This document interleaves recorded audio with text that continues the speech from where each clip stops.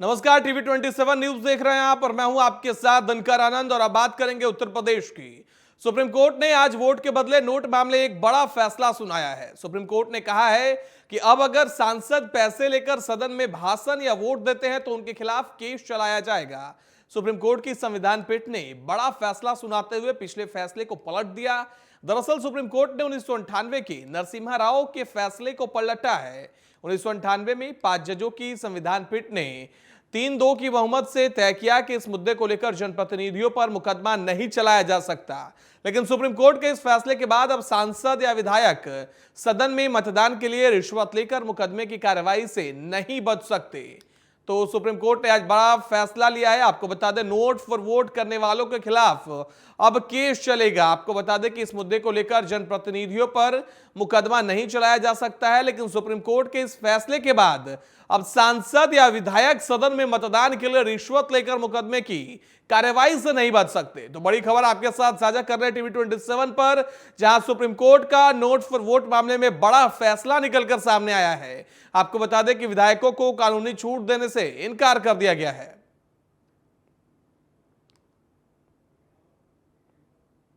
वहीं अगली बड़ी खबर लखनऊ से निकलकर सामने आ रही है, जहां उत्तर प्रदेश में बीजेपी के चुनावी रैलियों और रोड शो का प्लान तैयार है। सूत्रों के अनुसार यह खबर आपके साथ साझा कर रहे हैं। प्रधानमंत्री नरेंद्र मोदी की यूपी में 10 बड़ी रैली होगी। सूत्रों के हवाले से अब बड़ी खबर आपके साथ साझा कर रहे हैं।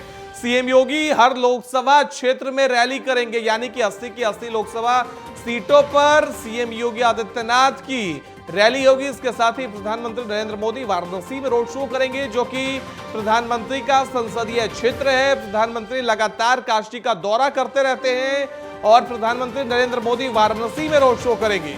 गृह मंत्री अमित शाह की भी यूपी में करीब 1 दर्जन से भी अधिक रैली होगी। यानी बीजेपी आलाकमान पूरी तरीके से उत्तर प्रदेश लोकसभा चुनाव को लेकर लगातार तैयारियों में जुटा है। तमाम बड़े नेता, चाहे वह गृह मंत्री हो, प्रधानमंत्री नरेंद्र मोदी हो, सूबे के मुख्यमंत्री योगी आदित्यनाथ हो, सबकी रैलियां आयोजित है। सीएम योगी लगभग हर लोकसभा में रैली करेंगे। इसके साथ ही सीएम एक दिन में 2 से 3 लोकसभा सीटों पर रैली कर सकते हैं। जेपी नड्डा भी यूपी में 15 से ज्यादा रैलियां करेंगे। रक्षा मंत्री राजनाथ सिंह, मध्य प्रदेश के मुख्यमंत्री मोहन यादव, सहयोगी दलों के नेताओं के भी कार्यक्रम तय होंगे। तो बड़ी जानकारी आपके साथ साझा कर रहे हैं।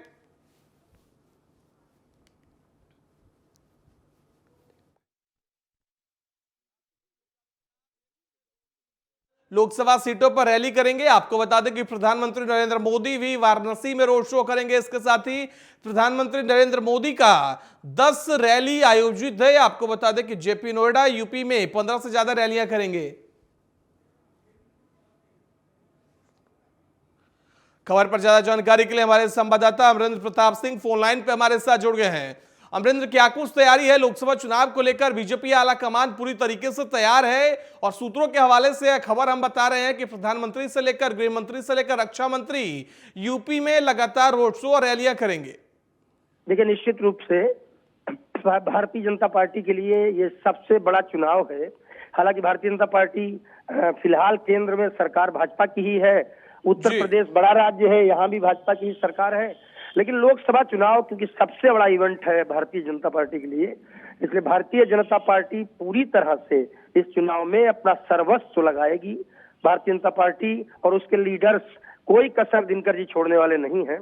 जैसा कि सूत्रों के अनुसार जानकारी दी जा रही है, इससे ज्यादा मतलब 10 की गिनती जो दी जा रही है कि प्रधानमंत्री नरेंद्र मोदी की उत्तर प्रदेश में 10 रैली होगी, तो इससे भी ज्यादा रैलियां कहीं हो सकती हैं नरेंद्र मोदी की भी। और उसके अलावा अमित शाह हों, जेपी नड्डा हों या फिर रक्षा मंत्री राजनाथ सिंह हों, भारतीय जनता पार्टी का कोई बड़ा नेता नहीं है जो उत्तर प्रदेश के चुनाव में उसका उपयोग न हो। और ये सब की रैलियां यहाँ होंगी और सभी लोग अपने कार्यक्रमों में समय से जो पार्टी के द्वारा बनाई जाएगी गाइडलाइन, उसके अनुसार पार्टी के द्वारा जहां जिसको लगाया जाएगा वहां कार्यक्रम करेगा। बात करें अगर मुख्यमंत्री योगी आदित्यनाथ की, तो मुख्यमंत्री योगी आदित्यनाथ क्योंकि सूबे के मुख्यमंत्री हैं, प्रदेश के मुखिया हैं, तो ऐसे में 75 जिले में कम से कम प्रत्येक जिले में कम से कम एक कार्यक्रम, कम से कम एक रैली उनकी जरूर लगाई जाएगी। ऐसी जानकारी आ रही है दिनकर। जी बिल्कुल अमरिंदर, लेकिन ऐसे में सवाल यह है कि लगातार बीजेपी के तमाम बड़े नेता, सूबे के मुख्यमंत्री रैली करेंगे और लगातार वोटरों को लुभाने की कोशिश की जाएगी। बीजेपी की कोशिश है कि 80 की 80 लोकसभा सीटें जीती जाए, लेकिन इस बार के समीकरण विपक्ष के नजरिए से अलग है। यूपी के दो लड़के 2017 के बाद एक बार फिर से मैदान में आए हैं। कितनी टक्कर दे पाएंगे? कल अखिलेश यादव पटना में जनविश्वास रैली में पहुंचते हैं और कहते हैं कि यूपी की 80 लोकसभा सीटें जीतेंगे। उनके दावों में कितना दम है? देखिए, क्या कुछ होगा ये तो वक्त बताएगा दिनकर, लेकिन फिलहाल लोकसभा चुनाव देश की सबसे बड़ी पंचायत का चुनाव है, देश का सबसे बड़ा चुनाव है। तो चाहे सत्ता पक्ष हो या विपक्ष, सभी को इसमें भरपूर जोर आजमाइश करनी ही है। निश्चित रूप से INDIA गठबंधन जो बना है उसमें आज की डेट में उत्तर प्रदेश की बात अगर हम करें तो अखिलेश सबसे मजबूत है उत्तर प्रदेश में। विपक्ष की ओर से अखिलेश यूपी में सबसे बड़ा चेहरा भी है, इसलिए क्योंकि कांग्रेस पार्टी ने अखिलेश यादव से समझौते के तहत मात्र 17 सीट प्राप्त की है। तीसरे उनके गठबंधन में शामिल जो है वो चंद्रशेखर आजाद रावण है, जिनकी पार्टी को अभी एक ही सीट ऑफर की गई है, और बाकी सभी सीटों पर अखिलेश यादव खुद अपनी पार्टी को लड़ाएंगे या अभी किसी निकट भविष्य में किसी और से गठबंधन हो सकता है, ये अभी वक्त बताएगा। लेकिन फिलहाल भारतीय जनता पार्टी को टक्कर देने के लिए INDIA गठबंधन की तरफ से उत्तर प्रदेश में अखिलेश ही सबसे आगे नजर आने वाले हैं। रही बात चुनाव की, तो पक्ष हो या विपक्ष, दोनों के लिए यह करो और मरो का अवसर होता है। देश की सबसे बड़े पंचायत का चुनाव जो जीतता है उसी का देश के संसाधनों पर, उसी का देश के सिस्टम पर और उसी का देश की सरकार पर कब्जा रहता है। तो ऐसे में कोई बहुत बहुत धन्यवाद अमरेंद्र हमारे साथ जुड़ने के लिए और ज्यादा जानकारी देने के लिए। बढ़ते अगली खबर की ओर। अगली खबर उत्तर प्रदेश के डिप्टी CM केशव प्रसाद मौर्य के बयान को लेकर है, जिन्होंने राहुल गांधी को लेकर बयान दिया है। उन्होंने कहा कि राहुल गांधी बौखला गए हैं, भारत की तुलना पाकिस्तान से करना बचकानी हरकत है। राहुल का यह बयान उनकी हताशा को दिखाता है। इसी के साथ केशव प्रसाद मौर्य ने कहा कि बीजेपी यूपी की सभी 80 सीटें और बिहार की 40 और देश की 370 से ज्यादा सीटें जीतने वाली है।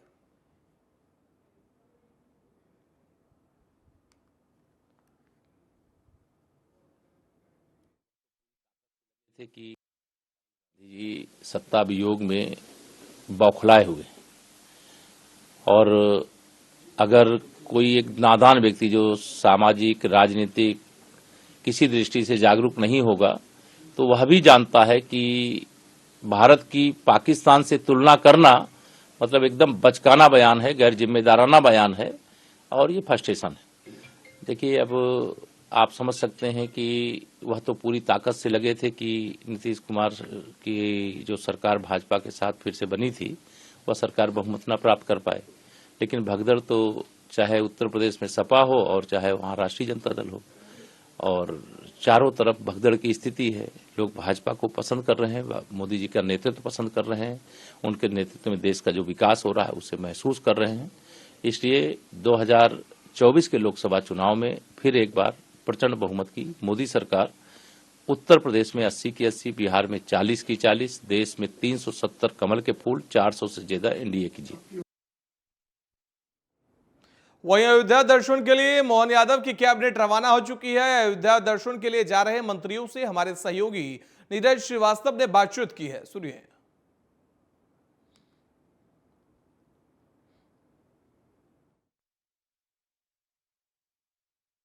मुख्यमंत्री मोहन यादव अपनी कैबिनेट के साथ जो है अयोध्या के लिए रवाना हो रहे हैं। आप देख सकते हैं मंत्रालय से, वल्लभ भवन से जो गाड़ियां हैं वो निकलना यहाँ शुरू हो चुकी हैं। अब ये जो बसेस हैं उसमें सभी जो मंत्री हैं कैबिनेट के सभी मंत्री बैठे हुए हैं। आप तस्वीरों में देख सकते हैं। जिस तरह से आगे देखा जाए तो जिलाध्यक्ष सुमित पचौरी बैठे हुए हैं, इसके अलावा प्रहलाद पटेल जी यहाँ बैठे हुए हैं, गोविंद सिंह राजपूत जी बैठे हुए हैं, राकेश सिंह जी बैठे हुए हैं। तमाम कैबिनेट जो है अयोध्या के लिए रवाना हो चुकी है। सबसे पहले कैबिनेट की बैठक जो है आयोजित की गई। कैबिनेट की बैठक के बाद ये इन 2 बसों में भर के जो बसें पूरी तरह से सजाई गई है, श्री राम का जो है बैनर पोस्टर यहाँ पर लगाए गए हैं। अब अयोध्या आज पूरी कैबिनेट जाएगी, यहाँ से सीधे जो है एयरपोर्ट जाएंगी। एयरपोर्ट से विशेष विमान के द्वारा अपने पत्नियों के साथ सभी कैबिनेट मंत्री अयोध्या पहुँचेंगे। और कहीं ना कहीं जिस तरह से लोकसभा चुनाव काफी के जो प्रत्याशी हैं उनकी घोषणा हो चुकी है, अब माना जा रहा है कि कैबिनेट के जो मंत्री हैं वो जो है अयोध्या जाएंगे और उसके बाद शाम 4 बजे तक जो है वापस आएंगे। बसें आपको दिखाना चाहूँगा, पीछे मेरे पीछे बसें खड़ी हुई हैं। जिस तरह से आप बसें देख सकते हैं, काफ़ी इन बसों को सजाया गया है, फूलों से सजाया गया है। आगे ही प्रभु श्री राम का आशीर्वाद लेने मध्य प्रदेश मंत्रिमंडल का अयोध्या धाम प्रस्थान, इस तरह का जो होर्डिंग है यहाँ पर जो है लगाया गया है। इस बसों में तमाम जो कैबिनेट के जो मंत्री हैं वो एयरपोर्ट पहुँच रहे हैं और एयरपोर्ट के बाद वहाँ पर जो स्पेशल विमान है उसके द्वारा जो है अयोध्या पहुँचेंगे और शाम 7 बजे वापस भोपाल आएंगे। कैमरामैन आमिर के साथ नीरज श्रीवास्तव, TV27 न्यूज़, भोपाल। अगली खबर कानपुर से, जहां तंबाकू कारोबारी के ठिकानों पर आयकर की छापेमारी अब भी जारी है। दिल्ली, कानपुर और अहमदाबाद में पिछले 4 दिनों से लगातार छापेमारी जारी है। वहीं छापेमारी में 12 करोड़ की डायमंड घड़ियां, 60 करोड़ से ज्यादा की मर्सिडीज, लैम्बोर्गिनी जैसे कारें मिली है।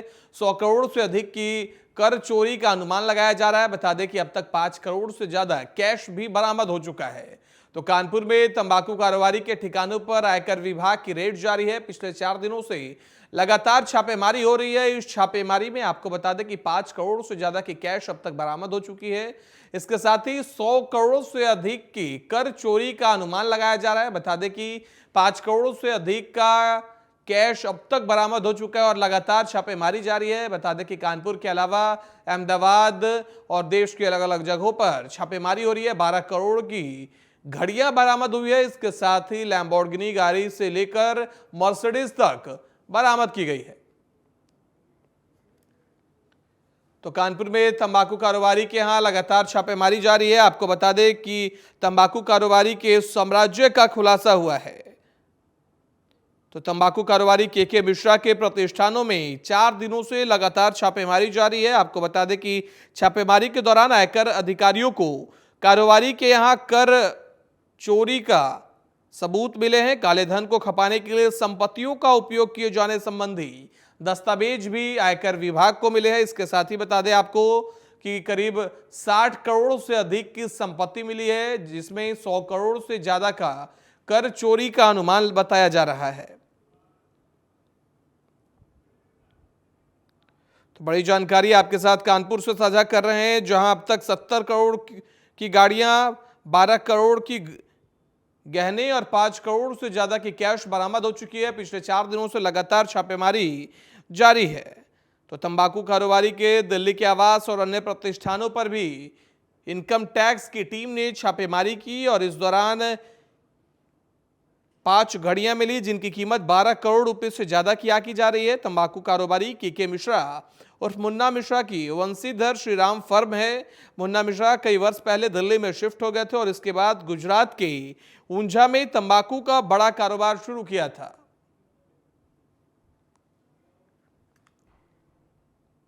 यूपी के फिरोजाबाद में एक छात्रा ने फांसी लगाकर आत्महत्या कर ली। मृतका के परिजनों के अनुसार छात्रा पुलिस भर्ती परीक्षा रद्द होने से हताश थी। सूचना मिलने पर पहुंचे पुलिस ने मामले की जांच शुरू कर दी है।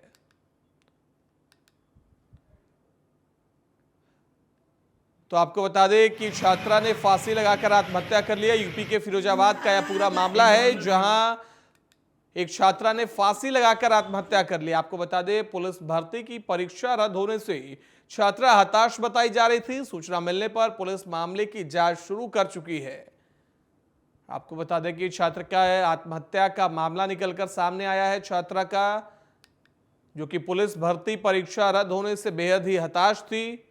और फिरोजाबाद का यह पूरा मामला है, जहां एक छात्रा ने फांसी लगाकर आत्महत्या कर ली है। मृतका के परिजनों के अनुसार छात्रा पुलिस भर्ती परीक्षा रद्द होने से हताश बताई जा रही थी। सूचना मिलने पर पहुंचे पुलिस ने मामले की जांच शुरू कर दी है। तो लगातार उत्तर प्रदेश में परीक्षा रद्द होने के कारण छात्रा हताश चल रही थी, जिसका मामला निकलकर सामने आया है यूपी के फिरोजाबाद से, जहां पुलिस भर्ती परीक्षा रद्द होने से एक छात्रा ने हताश होकर कमरे में फांसी लगाकर अपना जीवन लीला समाप्त कर लिया। परिजनों की माने तो वो परीक्षा रद्द होने से हताश बताई जा रही थी। अगली खबर मैनपुरी से, जहां लोकसभा चुनाव को लेकर प्रशासन ने तैयारियां शुरू कर दी है। इसी के तहत पैरामिलिट्री फोर्स की बटालियन मैनपुरी पहुंची। पुलिस बल ने सड़क पर निकलकर फ्लैग मार्च किया और संदिग्ध लोगों से पूछताछ भी की है। तो आगामी लोकसभा चुनाव को लेकर लगातार पुलिस फोर्स अलर्ट मोड पर है। आपको बता दें कि मैनपुरी में लोकसभा चुनाव को लेकर प्रशासन ने तैयारियां शुरू कर दी है। आप तस्वीरों में देख सकते हैं किस तरीके से पैरामिलिट्री फोर्स की बटालियन मैनपुरी पहुंची और पुलिस बल ने सड़क पर निकलकर फ्लैग मार्च किया और संदिग्ध लोगों से पूछताछ भी की है। तो लोकसभा चुनाव को लेकर लगातार प्रशासन अलर्ट मोड पर है ताकि किसी भी तरीके से लोकसभा चुनाव में किसी तरीके से कोई जनहानि ना पहुंच सके, किसी तरीके से कोई धांधली ना हो पाए। इसको लेकर सुरक्षा बलों ने सड़कों पर फ्लैग मार्च किया और पैरामिलिट्री फोर्स की बटालियन भी अब बाकायदा मैनपुरी पहुंच गई है। पुलिस बल ने सड़क पर निकलकर फ्लैग मार्च किया। फ्लैग मार्च के दौरान की तस्वीरें अभी आप अपने टीवी स्क्रीन पर देख पा रहे हैं। साथ ही नगर प्रशासन की टीम भी मौजूद रही। साथ ही आपको बता दें, आदर्श पुलिस चौकी की भी टीम साथ में मौजूद रही है। संदिग्ध लोगों से पूछताछ भी की गई है। लोकसभा चुनाव को लेकर तैयारियां पुलिस प्रशासन की बेहद ही तेज है।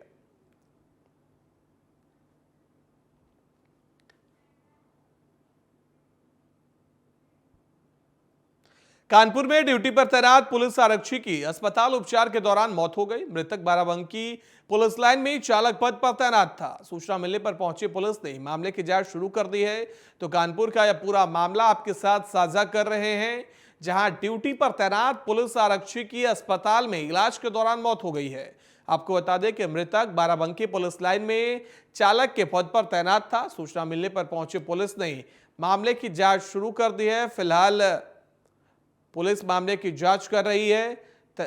ड्यूटी पर तैनात पुलिस आरक्षक की मौत हुई है। फिलहाल मौत की वजह निकलकर सामने नहीं आई है। मृतक बाराबंकी पुलिस लाइन में चालक के पद पर तैनात था। गाड़ी चलाने का काम मृतक के द्वारा किया जाता था। सूचना मिलने पर पहुंचे पुलिस ने मामले की जांच शुरू कर दी है।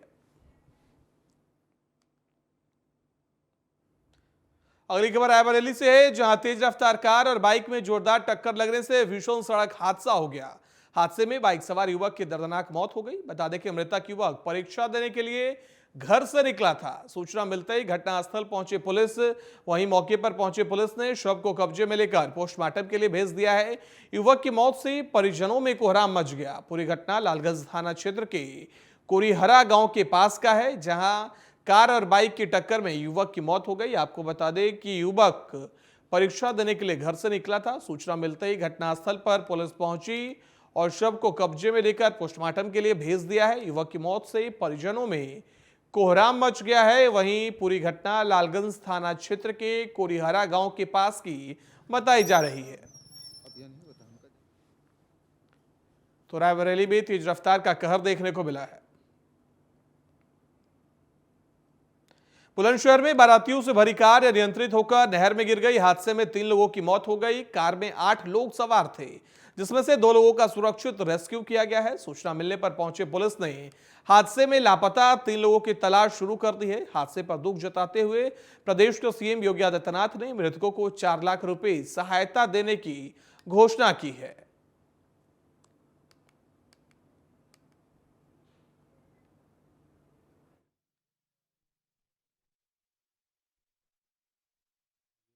जहांगीरपुर क्षेत्र में कपना नहर है। आज देर रात्रि बरसात भी काफ़ी तेज़ हो रही थी और तब ये सूचना प्राप्त हुई कि जो इको गाड़ी है वो नहर में गिर गई है। यहाँ नहर के ठीक बगल में एक प्रांगण बना हुआ है मंदिर का, जिसमें कि फ्लड पीएसी हमारी रुकी हुई थी। उन्होंने आवाज़ सुनते ही तत्काल रिएक्ट किया और उस समय 5 लोगों को उनके द्वारा वहाँ से निकाला गया। वाहन में कुल 8 लोग होना बताया जा रहा है। 5 लोगों को इनके द्वारा निकाला गया, जिसमें से 2 पूरी तरह से सुरक्षित हैं। बिजनौर में लगातार हो रही बारिश से लोगों को काफी दिक्कतों का सामना करना पड़ रहा है। बारिश की वजह से सड़कों में पानी भर गया है। सर्विस रोड की जलभराव से एक बाइक पानी में डूब गई। घटना का वीडियो सोशल मीडिया पर जमकर वायरल हो रहा है। तो बिजनौर की यह घटना आपके साथ साझा कर रहे हैं, जहां बारिश की वजह से सड़कों पर पानी भर गया। सर्विस रोड में जलभराव की वजह से एक बाइक पानी में डूब गई है। घटना का वीडियो सोशल मीडिया पर तेजी से वायरल हो रहा है। तो बिजनौर में बारिश से लोगों को खासा परेशानी का सामना करना पड़ रहा है। आपको बता दें कि बिजनौर की यह पूरी घटना है, जिसका वीडियो सोशल मीडिया पर तेजी से वायरल हो रहा है। आगरा के अधिवक्ता सुनील शर्मा की हत्या के संबंध में मैनपुरी के अधिवक्ताओं ने जिलाधिकारी को सीएम के नाम ज्ञापन सौंपा है। मणिपुर में बार एसोसिएशन के जिला अध्यक्ष सौरभ यादव के अधिवक्ताओं के साथ नारेबाजी और प्रदर्शन करते हुए जिलाधिकारी कार्यालय पहुंचकर आगरा में अधिवक्ता सुनील शर्मा हत्याकांड के संबंध में जिलाधिकारी को मुख्यमंत्री के नाम ज्ञापन सौंपा और आरोपियों को जल्द गिरफ्तारी की मांग की है।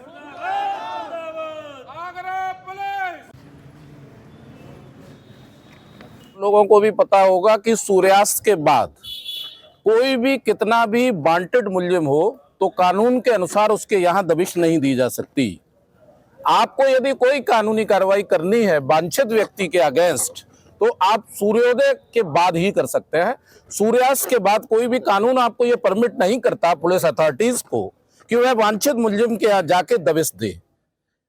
आगरा की पुलिस ने अधिवक्ता सुनील शर्मा जी के यहाँ घर पर रात के अंधेरे में दबिश दी और संदिग्ध परिस्थितियों में उनकी मृत्यु हुई, जिसका मुकदमा अधिवक्ताओं के नेतृत्व के बाद, अधिवक्ताओं को मांग उठाने के बाद थाना सिकंदरा की पुलिस के खिलाफ पंजीकृत किया गया है। अब आपको सीधे लखनऊ लिए चलते हैं, जहां सपा प्रमुख अखिलेश यादव सपा मुख्यालय में प्रेस कॉन्फ्रेंस कर रहे हैं। हमारे पास बहुत सारे वजीर हैं, आप इनको पहचानते हैं? वो प्यारे मोहन हैं। इसलिए मैं कहना चाहता हूं ये सब ओल्ड ट्रिक्स हैं। जब समाजवादी पार्टी अपना पीडीए परिवार बढ़ाने में जुट गई तो इस लड़ाई को कैसे कमजोर किया जाए, कैसे ध्यान हटाया जाए, कैसे डिस्ट्रैक्ट किया जाए, उसका वो रास्ता अपना रहे हैं। लेकिन आपको दूसरा पहलू देखना चाहिए कि भारतीय जनता पार्टी के अपने ही लोग जिन्हें टिकट दी कोई ना कोई बहाना ढूंढ रहे हैं, कोई ना कोई तरीका बता रहे हैं या कोशिश कर रहे हैं कि उन्हें टिकट ना मिल जाए। तो इससे ज्यादा कमजोर भारतीय जनता पार्टी कब रही होगी जब उनके ही लोग पार्टी या टिकट को छोड़ करके जा रहे हों। और फिर भारतीय जनता पार्टी को याद रखना चाहिए कि सिर्फ पेपर लीक से ही भाजपा के लगभग 2.25 लाख वोट लीक हो चुके हैं। इसकी भरपाई कहां से होगी? कितने वोट लीक कर गए उनके? 2.25 लाख। और भारतीय जनता पार्टी को कम से कम जनता का यह जवाब देना चाहिए कि अगर हम आंकड़े ठीक तरीके से जनता को समझा ले जाएंगे तो जनता के सामने क्या जवाब होगा भारतीय जनता पार्टी का पास? क्या 1 लाख किसान आत्महत्या कर चुका जब से भारतीय जनता पार्टी सरकार में आई है। 1 लाख किसान। और आंदोलन के तहत जिनकी जान गई वो भी हजारों हैं। ये वो लोग हैं जो 3 काले कानून लाए थे। कितने किसान शहीद हो गए और आज भी किसान आंदोलन कर रहा है और एमएसपी मांग रहा है। क्या एमएसपी देने का इनके पास कोई रास्ता है?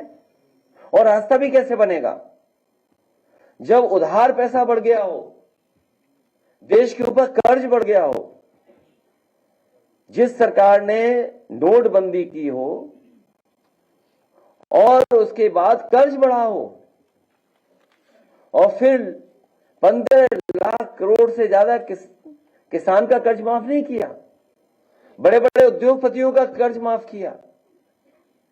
और हो सकता है जिन किसानों का कर्ज माफ होना चाहिए नहीं किया, या हम दूसरे तरीके से देखें वो कभी जांच का विषय भी हो सकता है कि जिन उद्योगपतियों का कर्ज माफ हुआ है क्या उन्होंने इलेक्टोरल बॉन्ड्स तो नहीं दिए थे भारतीय जनता पार्टी को? ये बड़ा सोचने का सवाल है कि कहीं ऐसा तो नहीं भारतीय जनता पार्टी ने जिन उद्योगपतियों का कर्ज माफ किया हो उनसे इलेक्टोरल बॉन्ड्स भी लिए हों और बाद में उन्हीं उद्योगपतियों को कर्ज दे दिया।